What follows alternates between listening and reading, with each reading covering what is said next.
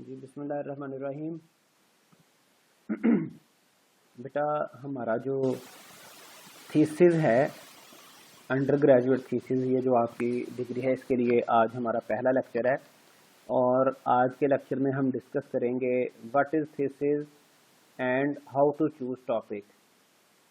और इस सारे टॉपिक को कंप्लीट करने के लिए जो हमारा एजेंडा होगा, जिस तरह से हम चलेंगे, सबसे पहले हम थीसिस को डिफ़ाइन करेंगे कि थीसिस क्या होता है, और उसके बाद हम थीसिस लाइफ साइकिल देखेंगे। आपने सॉफ्टवेयर इंजीनियरिंग में लाइफ साइकिल पढ़े होंगे, सॉफ्टवेयर डेवलपमेंट लाइफ साइकिल, जिसमें आप स्टार्ट से लेके एंड तक प्रोजेक्ट या सॉफ्टवेयर बनाने के सारे फेजेस डिस्कस करते हैं। तो उसी तरह से थीसिस का भी लाइफ साइकिल देखेंगे, कैसे थीसिस स्टार्ट कहाँ से होता है और उसके क्या क्या फेजेस से गुजर के हमें मुकम्मल करना पड़ता है। और उसके बाद हम देखेंगे role of supervisor in thesis. जैसा कि आप सारी क्लास का जो आप स्टूडेंट हैं, आपने थीसिस करना है और आपके सुपरवाइज़र जो हैं वो मैं अकेला ही आपका सुपरवाइज़र हूँ। तो इस सारे थीसिस में टेन्योर में क्या रोल होगा आपका और क्या रोल होगा सुपरवाइज़र का, क्या कुछ आपको एक्सपेक्ट करना चाहिए सुपरवाइज़र से और क्या नहीं करना चाहिए, क्या आपकी अपनी रिस्पॉन्सिबिलिटीज़ हैं, हम ये डिस्कस करेंगे। और उसके बाद मोस्ट इम्पॉर्टेंट टॉपिक एंड पे हम देखेंगे, how to choose topic for your thesis. ये सबसे यूं कह लें कि अहम टॉपिक हैं तो सारे ही अहम। सुपरवाइज़र का क्या रोल होगा, आपका क्या रोल होगा, ये भी अहम है। लेकिन टॉपिक जो है जब ये चूज़ करेंगे, उसके बाद आपका यूं कह लें कि प्रॉपर थीसिस स्टार्ट होगा। ठीक है, तो अब हम शुरू करते हैं व्हाट इज थीसिस से। अ थीसिस और डिजर्टेशन भी इसे कहते हैं sometime, is a document submitted mostly for winning an academic degree. आमतौर पर ये एकेडमिक डिग्री को हासिल करने के लिए एक डॉक्यूमेंट है जो कि सबमिट किया जाता है, presenting the author's research and finding.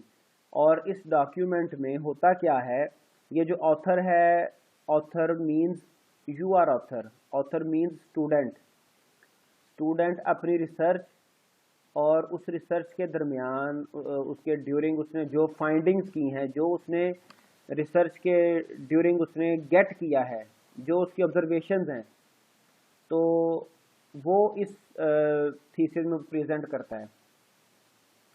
ठीक है जी।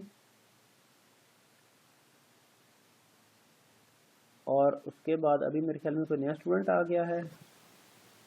What is the issue?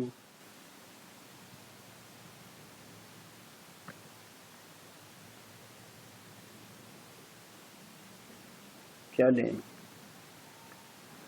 अच्छा, तो ये थीसिस को हमने डिस्कस किया। थीसिस होता क्या, इसकी सिंपल सी डेफिनेशन, ये एक डॉक्यूमेंट है जो कि स्टूडेंट प्रेजेंट करता है, उसमें अपनी रिसर्च और अपनी फाइंडिंग्स उसकी वो इंक्लूड करके वो प्रेजेंट करेगा। In some contexts, the word thesis is used for part of a bachelor's or master's course, while dissertation is normally applied to a doctorate or PhD.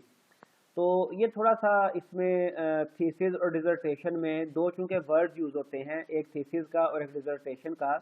तो थीसिस को normally जो under grade classes हैं, bachelor या masters, वहाँ पे use किया जाता है, और जो डिजर्टेशन है ये पीएचडी थीसिस के लिए इस्तेमाल किया जाता है। लेकिन बहरहाल हम अपने कोर्स के दौरान इसको थीसिस ही कहेंगे, थीसिस से ही हम इसको कॉल करेंगे। डिजर्टेशन नॉर्मली पीएचडी के लिए यूज़ किया जाता है। अब इसमें थीसिस में अक्सर ये स्टूडेंट का क्वेश्चन होता है कि सर इसमें किस लेवल का हमने रिसर्च करनी है, उसका क्या, हमारे जो थीसिस होगा उसकी लेंथ क्या होगी। तो द रिक्वायर्ड कॉम्प्लेक्सिटी और क्वालिटी, तो दो ही चीज़ें हो सकती हैं कि कॉम्प्लेक्सिटी किस लेवल का हमने करना है और क्या क्वालिटी है उसकी, या फिर उसकी जो क्वालिटी के साथ उसकी क्वांटिटी क्या है।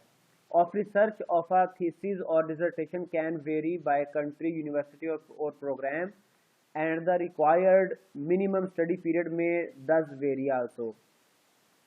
ठीक है जी। तो ये क्या कॉम्प्लेक्सिटी है, क्या क्वालिटी हमने अचीव करनी है, और क्या थीसिस की लेंथ होनी चाहिए, ये सारी चीज़ें वेरी करती हैं तो हम लेटर ऑन अपने अगले लेक्चर्स में ये भी देखेंगे कि जीसी यूनिवर्सिटी फैसलाबाद की क्या रिक्वायरमेंट्स हैं, क्योंकि हमारा ये जो थीसिस है हम जीसी यूनिवर्सिटी फैसलाबाद के साथ एनरोल हैं, तो उनकी इस हवाले से क्या रिक्वायरमेंट्स हैं वो भी हम देखेंगे स्पेसिफिकली कि वो क्या एक्सपेक्टेशन रखते हैं, वो किस तरह की क्वालिटी, किस तरह की लेंथ ऑफ थीसिस वो यानी कि एक्सपेक्ट करते हैं। तो लेकिन ये हमारा थीसिस को हमने सिंपल वर्ड्स में डिफाइन किया। अब इसके बाद आगे हम चलते हैं थीसिस लाइफ साइकिल। आपको मैंने बताया जिस तरह से SDLC software development life cycle होता है, उसी तरह से थीसिस का भी एक लाइफ साइकिल होता है। साथ साथ मैं टाइम को भी देख रहा हूँ, चूँकि ये जो जूम की मीटिंग है ये 40 मिनट्स के बियॉन्ड नहीं जाएगी, तो मैं कोशिश करूँगा कि आपको एंड पे 5-7 मिनट टाइम दूँ स्पेसिफिकली क्वेश्चन आंसर्स के लिए भी। तो थीसिस लाइफ साइकिल क्या है, अब ये देखेंगे एक SDLC की तरह से ही लाइफ साइकिल आपको नज़र आ रहा है। यहाँ से ये कॉन्सेप्चुअलाइजेशन से स्टार्ट हो रहा है, ठीक है। उसके बाद लिटरेचर और material review, research, right up, assessment, project review, publication, dissemination, completion, यहाँ पे जाके ये कंप्लीट हो जाता है। पहले इनके ये जो डिफरेंट फेजेस यहाँ पे दिखाए गए हैं उनको मैं थोड़ा थोड़ा सा एक्सप्लेन करता हूँ, फिर एक दो चीज़ें और ऐड करते हैं। लिटरेचर रिव्यू क्या होता है, ये बेटा बड़ी इंपॉर्टेंट डिस्कशन है। किसी भी सब्जेक्ट के स्टार्ट पे जो बेसिक्स होती हैं उनमें ये शामिल है, ये बिल्कुल बेसिक बातें हैं।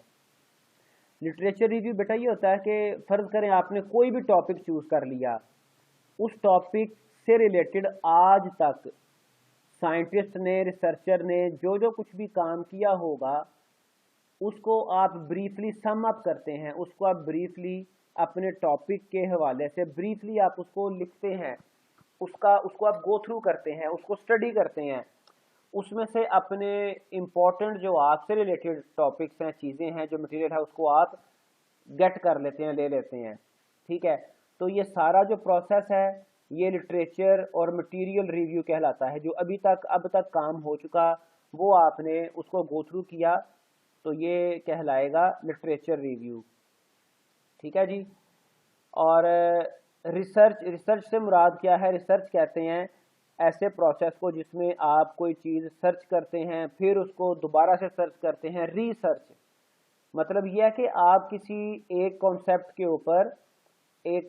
के ऊपर आप रिलाई नहीं कर लेते, बिल्कुल वैसे ही जैसे ये कहा गया हदीस मुबारका में है कि माँ की गोद से लेकर कब्र तक इल्म हासिल करो। मतलब यह है कि अपने जो आपका मौजूदा इल्म है उस पर रिलाय नहीं करना, बल्कि ज़्यादा से ज़्यादा इल्म हासिल करना है।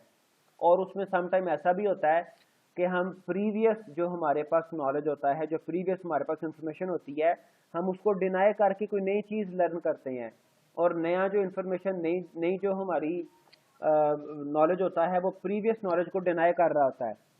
जैसे अक्सर औकात हमारा ये कॉन्सेप्ट होता है कि आज से 6 माह पहले तो यार मुझे कुछ भी पता नहीं था, या 1 साल पहले मैं कितनी मिस्टेक्स किया करता था, अब मैंने काफ़ी कुछ सीख लिया है। तो यही एक प्रोसेस है रिसर्च का।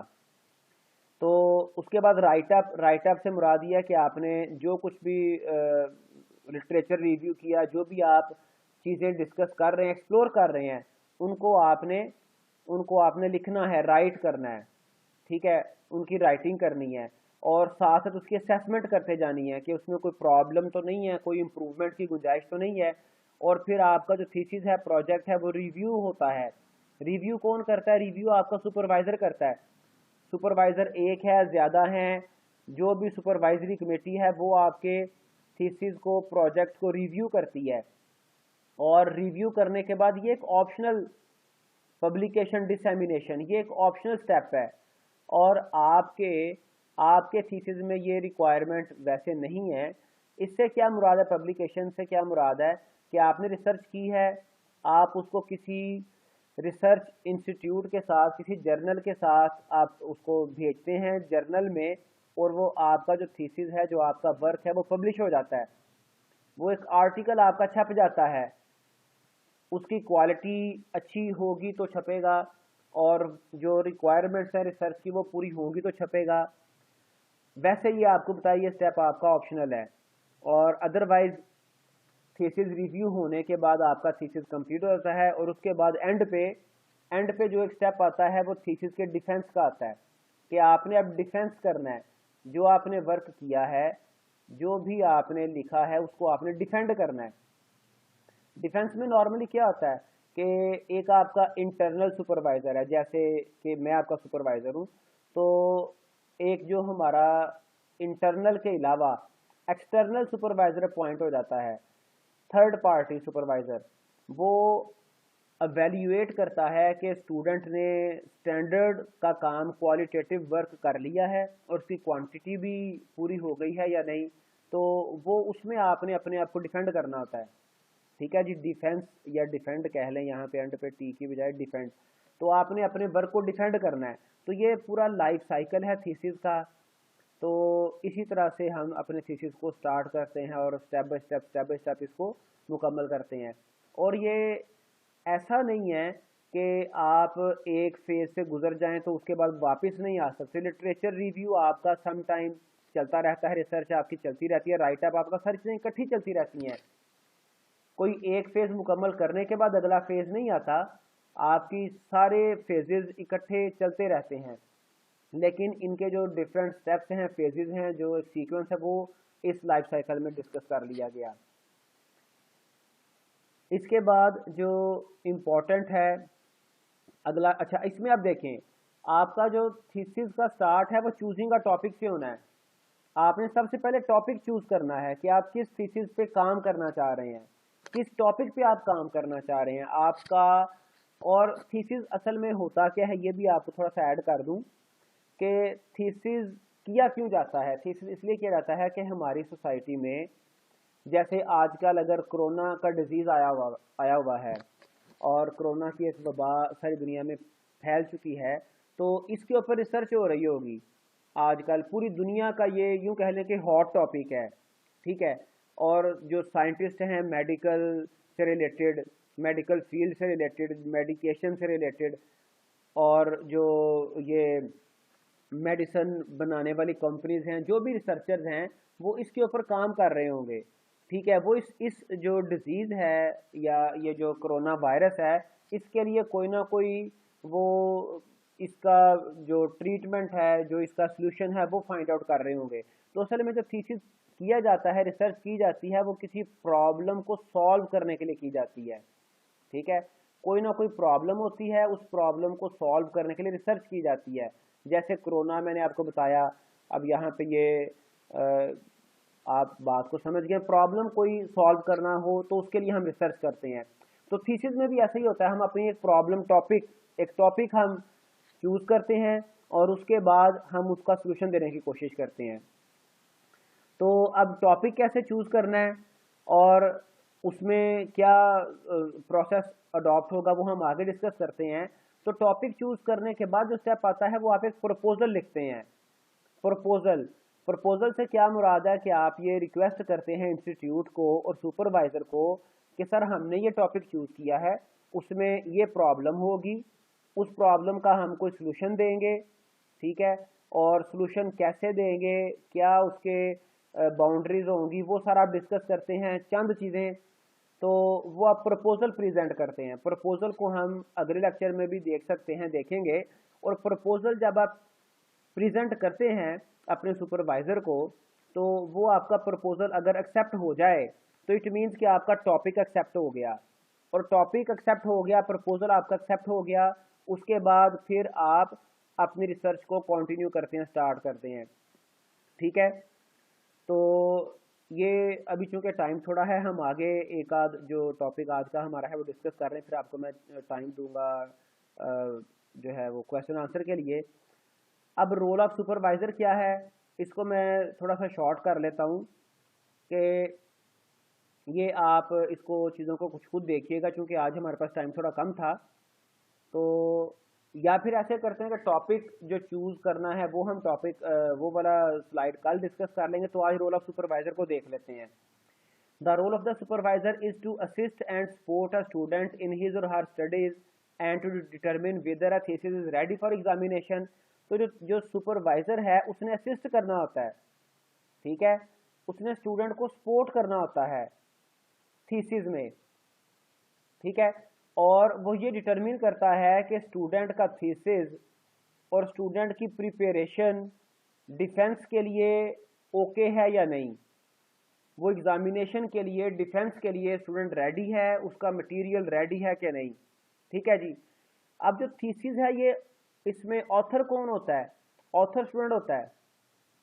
ऐसा कतई नहीं है कि टीचर या सुपरवाइजर आपको राइट अप करने में या फिर आपको रिसर्च करने में वो खुद करेगा, ऐसा नहीं है, वो सिर्फ आपको असिस्ट करेगा।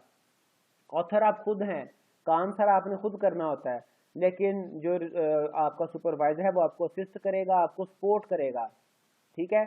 और सुपरवाइजर नहीं राइट अप करता, सुपरवाइजर ऑथर नहीं होता थीसिस का, यू आर द ऑथर।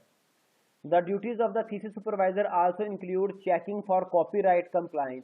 अब यहाँ पे कॉपीराइट का बड़ा इशू है, कॉपी पेस्ट नहीं चलता, ये हमारी नॉर्मल असाइनमेंट नहीं है, और इवन अगर कॉपी पेस्ट किया जाए तो ये क्राइम है, not only for student, it is a crime for supervisor. तो सुपरवाइजर की ये ड्यूटी होती है कि वो कॉपीराइट को भी चेक करे कि आपने कहीं कॉपी पेस्ट तो नहीं किया। उसके लिए कई एक टूल्स अवेलेबल हैं, कई एक मेथड्स हैं, वो सुपरवाइजर करता है, वो सुपरवाइजर की ड्यूटी होती है। तो ये रोल ऑफ सुपरवाइजर है यहाँ पे पूरे थीसिस में।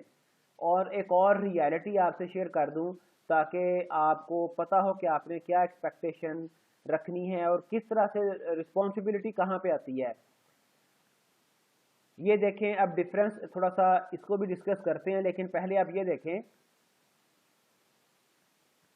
कि जो स्टूडेंट है, स्टूडेंट का पर्सपेक्टिव थीसिस के हवाले से, आपका जो ओवरऑल आपकी लाइफ है, आपकी जो एक्टिविटीज हैं, उसमें ये जो ग्रीन पोर्शन है, यानी कि तकरीबन 95% से ज्यादा आप थीसिस के ऊपर आपका फोकस होता है, ठीक है। खास तौर पे जब आप हायर स्टडीज में होते हैं, एमफिल में, पीएचडी में, तो आपका थीसिस 95% आपका फोकस थीसिस पे होगा, और थीसिस के अलावा जो चीजें हैं, ठीक है, वो एवरीथिंग एल्स वो 5% के करीब होगी। जबकि सुपरवाइजर की और भी ड्यूटीज हैं, सुपरवाइजर के पास और भी स्टूडेंट हैं, और भी उसके टास्क हैं, तो उसकी नज़र में आपका थीसिस सिर्फ 5% वो उसको इम्पोर्टेंस दे रहा है, ठीक है। और क्योंकि उसकी रिस्पॉन्सिबिलिटी भी सिर्फ सुपरवाइज करना है, उसकी रिस्पॉन्सिबिलिटी भी सिर्फ इतनी है कि वो आपको गाइड करे, और वो अपने एक्सपीरियंस की बेस पे आपको गाइड करता है। तो इसलिए इसलिए आपने आपने 95% ही अपने थीसिस को इम्पोर्टेंस देनी है, और expectation towards supervisor, specially for right up, specially for doing concrete work, वो एक्सपेक्टेशन आपकी नहीं होनी चाहिए। आप सिर्फ गाइडलाइन लेने के लिए सिर्फ सुपरवाइजर से कांटेक्ट करेंगे, ठीक है। अब ये एक छोटा सा टेबल है जिसमें सुपरवाइजर और स्टूडेंट का रोल डिफाइन किया गया है। ये सुपरवाइजर असिस्ट करता है थ्रू आउट द थीसिस, ठीक है, और उनके स्टूडेंट्स के वर्क को टाइम टू टाइम प्रोग्रेस को चेक करता है, और स्टूडेंट की रिस्पॉन्सिबिलिटी स्टूडेंट को बताता है, और सुपरवाइजर अपनी एक्सपेक्टेशन बताता है, ठीक है। और स्टूडेंट का क्या रोल है? स्टूडेंट सबसे पहले टॉपिक चूज करता है, ठीक है, और सिस्टमेटिकली वो वर्क करता है, और जो डेडलाइंस हैं, जो टाइम है, उसके अकॉर्डिंग वर्क करता है, ठीक है। और ये अपने सुपरवाइजर की एडवाइस को और डायरेक्शन को सीरियस अटेंशन देता है, क्योंकि सुपरवाइजर की गाइडेंस के साथ ही स्टूडेंट ने काम करना होता है, ठीक है जी। और वो ये भी रियलाइज करता है स्टूडेंट के सुपरवाइजर की और भी ड्यूटीज हैं, उसके साथ और भी स्टूडेंट काम कर रहे हैं, ठीक है, और वो उसके अकॉर्डिंग, उस लिमिटेशन के अकॉर्डिंग वो स्टूडेंट जो है वो वर्क कर रहा होता है। और उसके अलावा आखिर तक ये है, आखिर पे ये है कि स्टूडेंट सुपरवाइजर की डायरेक्शन में अपने थीसिस को, अपने वर्क को मुकम्मल करता है। तो अब चूंकि 2 बज चुके हैं और टाइम हमारे पास लिमिटेड है, तो उसमें ये है कि हम, जो हमारा नेक्स्ट टॉपिक था चूजिंग टॉपिक, ये हम इसको कल पे छोड़ देते हैं। अदरवाइज ये बड़ा इंटरेस्टिंग एक सिनेरियो है, इसकी डिस्कशन बड़ी इंटरेस्टिंग है, तो हम ये बहरहाल कल ही डिस्कस करेंगे, और ये इम्पोर्टेंट भी है। तो इसलिए मैं इसको आज जल्दी में करना भी नहीं चाह रहा। तो अब हम इसके बारे में, इस टॉपिक पे अगर आपकी कोई क्वेश्चन है तो वो आप पूछ सकते हैं, और फिलहाल हम इसको आज के टॉपिक को वाइंड अप कर रहे हैं।